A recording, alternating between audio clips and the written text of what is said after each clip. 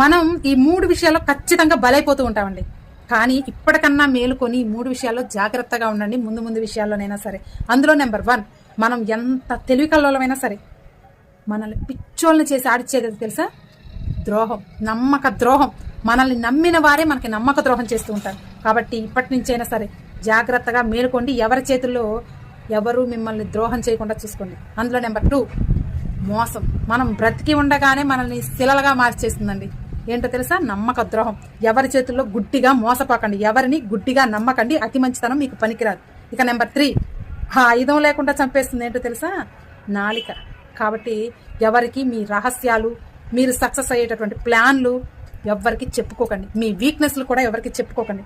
ఇది చాలా షార్ట్స్లో చెప్పాను. కానీ బలైన దాకా ఎవరికి షాక్ తగిలిన దాకా కూడా, ఆ ఎక్స్పీరియన్స్ పొందిన దాకా కూడా నా మాట ఎవరికి చెవును పట్టదు. కానీ ముందుగానే మేల్కొని జాగ్రత్త పడ్డవాడు తెలివైనవాడు.